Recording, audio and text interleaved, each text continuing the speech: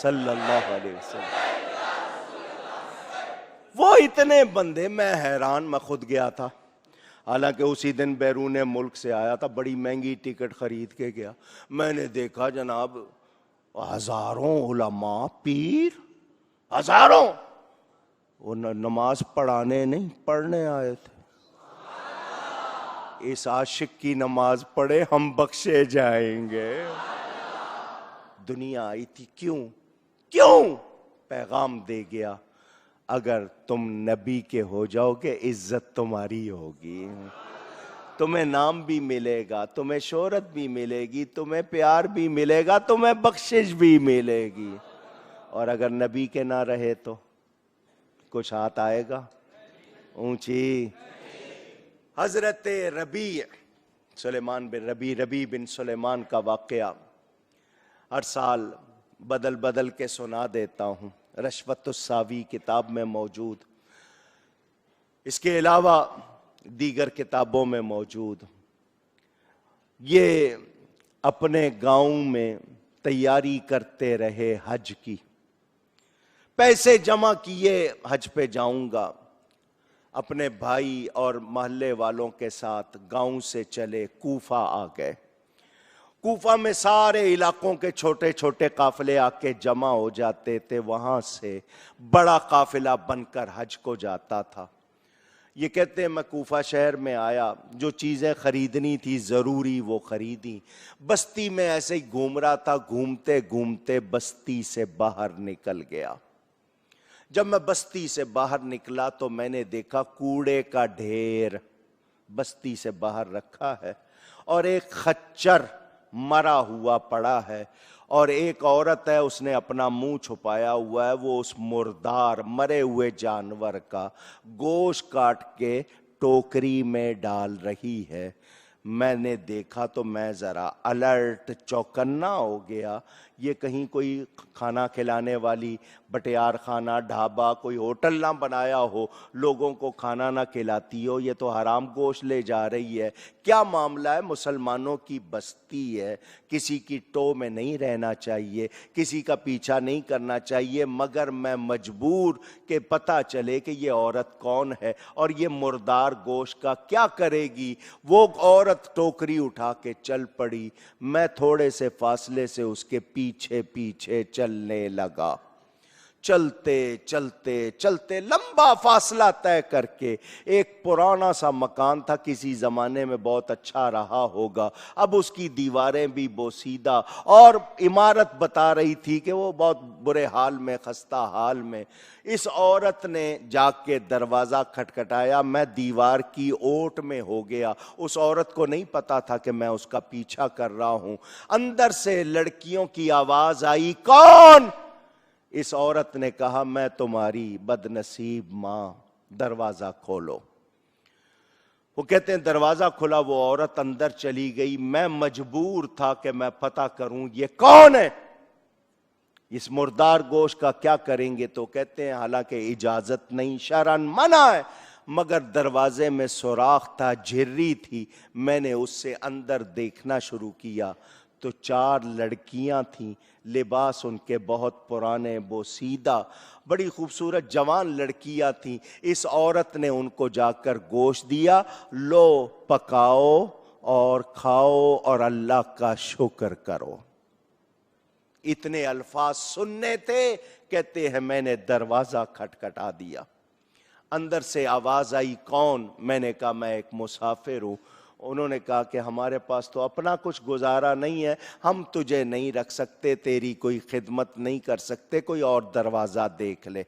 کیونکہ عرب میں یہ رواج تھا، کوئی مسافر آتا تھا اس کے لیے دروازہ کھولتے تھے، بٹھاتے تھے، رہنا ہوتا تھا، اس کو رکھتے تھے۔ تو اس نے کہا میں مسافر، انہوں نے کہا ہمارے پاس کوئی گنجائش نہیں، کہیں اور چلا جا، ہم تیری کوئی خدمت نہیں کر سکتے۔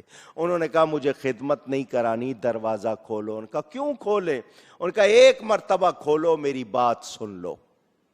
وہ خاتون جو تھی بڑی، وہ آئی، آ کر اس نے کہا کیا بات ہے؟ اس نے کہا تم لوگ کون ہو؟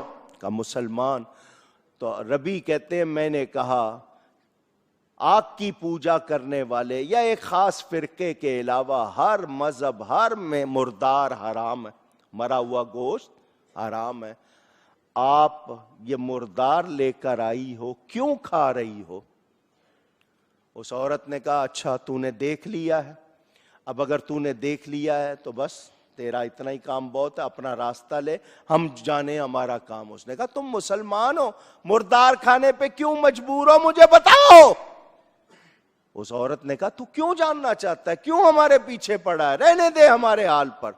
ربی کہتے ہیں میں نے ان کو بہت مجبور کیا. تو اس عورت نے کہا ان بچیوں کا باپ زندہ تھا, نہ مانگنے کی ضرورت تھی, نہ کسی سے کہنے کی, گھر میں پیسے کی ریل پیل تھی, وہ انتقال کر گیا. اس کے بعد جتنا وہ چھوڑ گیا تھا, جو ہمارے حصے میں آیا ہم نے تھوڑا بہت گزارا کیا. اب وہ بھی ختم ہوئے, زمانہ ہو گیا, اور میں گھر کے کام کاج کبھی کسی کے ہاں جا کے برتن مانجے, جھاڑو پوچھا کر کے کچھ لے آتی تھی, کھا لیتے تھے. 3 دن ہو گئے کھانے کو کچھ نہیں ہے. 3 دن ہو گئے کھانے کو کچھ نہیں. میں گھر سے نکلی, مجھے اور کچھ نہیں ملا, یہ مردار ملا, میں لے آئی ہوں. تو یہ بھی نہیں ہم کو کھانے دے گا؟ تو کیا چاہتا ہے ہم یہ بھی نہ کھائیں؟ کیا تجھے قرآن کا حکم نہیں معلوم کہ جب لاچاری کی حالت ہو تو حرام بھی کھانا پڑ جائے تو جائز ہوتا ہے؟ اس نے کہا تم بھیک کیوں نہیں مانگ لیتی؟ اگر تم میں لاچاری کی حالت ہی آ گئی تو تمہیں ہاتھ پھیلا دینا چاہیے تھا, بھیک مانگ لینی چاہیے تھی. ربی تو نے اتنی باتیں کرنی ہے, کیا چاہتا ہے تو؟ کہتا ہے ہم بھیک مانگے, ہم نہیں مانگ سکتے, ہم اولاد رسول نبی کی بیٹیاں ہیں, ہم کسی کے سامنے ہاتھ نہیں پھیلا سکتے. یہ ہمیں اگر قسمت سے ملا تو کھانے دے, جہاں اپنا رستہ لے. ربی کہتے میری آنکھوں سے آنسو جاری ہو, میں روتا ہوا باہر نکلا, لوگ کیا کچھ کھا پی رہے ہیں اور یہ نبی کی اولاد حرام کھانے پہ مجبور ہو گئی. کہتے میں روتا ہوا اپنے قافلے والوں کے پاس آیا اور ان سے کہا میرا سامان مجھے واپس کر دو. انہوں نے کہا تجھے برسوں ہو گئے حج کی تیاری میں, حج کے شوق میں, تجھے بڑی چاہت تھی کہ تو حج کرے, اب تو حج پہ نکلا ہے تو کوفہ آ کے تو ارادہ کیوں بدل رہا ہے؟ کیا یہاں کوئی لڑکی پسند آ گئی ہے, شادی کرنا چاہتا ہے, کوئی اور بات ہے, کسی اور کے ساتھ جانا چاہتا ہے؟ ہمیں بتا معاملہ کیا. اس نے کہا جی تقریر نہ کرو, میرا سامان واپس کر دو. لوگوں نے حج کے فضائل بتائے کہ حج کا ثواب کتنا ہوتا ہے. اس نے کہا نہیں مجھے کوئی ضرورت نہیں لمبی چوڑی تقریر کرنے کی, میرا سامان مجھے دے دو. لوگوں نے کہا اس کا شاید دماغ خراب ہو گیا ہے, حج کے لیے جانا اتنا ثواب کی بات, یہ تو قسمت والوں کی بات ہے, اس کی قسمت میں ہی نہیں ہے. لوگوں نے جس طرح تانے دیتے ہیں تانے دیے. انہوں نے سامان واپس کیا. ربی کہتے ہیں میں سامان لے کر بازار آیا, میرے پاس جتنے پیسے تھے میں نے آٹا خریدا, کپڑے خریدے, کھانے پینے کا سامان خریدا, اور 600 درہم جو میرے پاس نقد تھے میں نے کپڑوں میں اور اس میں کھانے کی چیزوں میں ملا دیے. بوری بھر کر میں نے کندھے پہ رکھی, میں دوبارہ اس عورت کے گھر پہ چلا گیا. میں نے جا کے پھر دروازہ کھٹکھٹایا, اندر سے آواز آئی کون؟ میں نے کہا میں وہی مسافر ہوں جو پہلے آیا تھا. اندر سے آواز آئی تیرا اس طرح ہمارے دروازے پہ رہنا ٹھیک نہیں, لوگوں کو پتہ چلے گا ہمارا یہاں رہنا بھی مشکل ہو جائے گا, تو ہماری عزت خراب نہ کر, چلا جا. ربی کہتے ہیں میں نے کہا بس ایک مرتبہ دروازہ کھولو, اس کے بعد میں کبھی نہیں آؤں گا. یہ میں کچھ تبر لایا ہوں, ہدیہ لایا ہوں, تحفہ لایا ہوں, لے لو.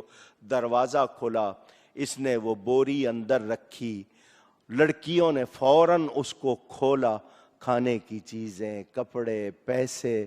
وہ خاتون بھی یہ دیکھ رہی تھی. ربی نے کہا میں حج کو جا رہا تھا, میں نے بڑی مدت سے پیسے جمع کیے تھے, میں حج کو جاؤں گا. میں یہاں کوفہ میں آیا, اپنے قافلے والوں کے ساتھ ٹھہرا ہوا تھا. تمہارا حال دیکھ کر میں یہ سوچتا رہا میں نبی کے پاس کس منہ سے جاؤں گا. حضور کہیں گے میری بچیوں کو اس حال میں دیکھ کر بھی تیرا دل نہ پسیجا. تو میرے پاس اس وقت جتنا سامان تھا, جتنے پیسے تھے, وہ میں نے سب خرچ کر کے یہ پیش کر دیے ہیں. میرے پاس اس وقت اتنا ہی ہے, یہ قبول کر لو اور حرام نہ کھاؤ. خاتون نے جو گھر کی بڑی تھی, ماں تھی, اس نے کہا اللہ تعالی تیری یہ خدمت قبول فرمائے اور تجھے حج کا ثواب عطا فرمائے۔ بڑی بیٹی نے کہا اللہ تجھے اسی سال حج نصیب کرے۔ دوسری بیٹی نے کہا تجھے اللہ ہر سال حج نصیب کرے۔ تیسری نے کہا جتنا تو نے ہم کو دیا ہے اللہ تجھے اس سے کئی گنا زیادہ دے۔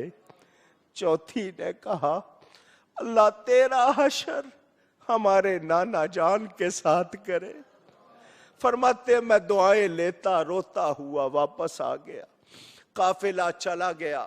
میں نے سوچا میں گاؤں واپس جاؤں گا، لوگ کہیں گے حج کو گیا تھا، کیا ہو گیا اس کو، یہ حج کیے بغیر آ گیا، مجھ سے برداشت نہیں ہوگا۔ میں نے کہا میں یہیں ٹھہر جاتا ہوں، جب حاجی واپس آئیں گے ان کے ساتھ چلا جاؤں گا، پھر لوگ جو کہتے رہیں گے سنتا رہوں گا۔ نبی تو خوش ہو گئے ہوں گے نا۔ دنیا کا کیا ہے، دنیا کس سے خوش ہوتی ہے؟ وہ کہتے ہیں میں وہیں ایک مسجد میں ٹھہرا رہتا تھا، کچھ مل جاتا تھا کھا لیتا تھا، محنت مزدوری کرتے میں نے وقت گزار دیے، یہاں تک کہ حاجیوں کے واپس آنے کا ٹائم شروع ہو گیا۔ پہلا قافلہ آیا، حالانکہ وہ میرے گاؤں والوں کا نہیں تھا۔ میں نے کہا چلو مکہ نہیں دیکھا تو ان لوگوں کو ہی دیکھ لوں جو مکہ دیکھ کے آ رہے ہیں، ان آنکھوں کو دیکھوں جو روضہ رسول دیکھ کے آ رہی ہیں۔ میں شہر سے باہر ان کے استقبال کے لیے آیا، وہ لوگ مجھے ملتے ہوئے حج کی مبارکباد دے رہے تھے۔ ربی تجھ کو بھی حج مبارک۔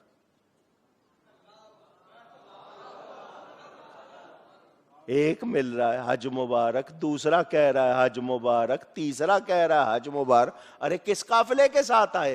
ہم نے تمہیں تو وہاں دیکھا تھا وہاں۔ یہ بڑے حیران، ہو سکتا ہے ان کو کوئی غلط فہمی ہو گئی ہو، میں تو یہاں رہا کہیں گیا نہیں، قافلے آتے رہے، میں ہر ایک کو ملتا رہا، ہر قافلے والے مجھ کو مبارکباد دیتے رہے، یہاں تک کہ وہ قافلہ جس کے ساتھ میں نے جانا تھا وہ بھی آ گیا۔ میں ان کے استقبال کے لیے گیا، میرا بھائی سب سے آگے، مجھے کہنے لگا بھائی اگر کسی اور کے ساتھ جانا تھا تو سیدھا سیدھا بتا دیتے، تم ہمارے ساتھ نہیں جانا چاہتے تھے، تم وہاں ملتے بھی رہے، وعدہ بھی کرتے رہے آؤ گے، آئے نہیں۔ دوسرا ملا، ربی تو کون سے قافلے کے ساتھ آیا؟ ایک شخص اتنی بڑی گٹھری لے کر آ گیا، تھیلا بڑا ہوا، اے ربی روضہ رسول پر سلام کر کے جب باہر نکلے تھے تو نے مجھے یہ تھیلا دیا تھا، جب سے تیرا سامان اٹھائے پھر رہا ہوں، یہ لے اپنا سامان۔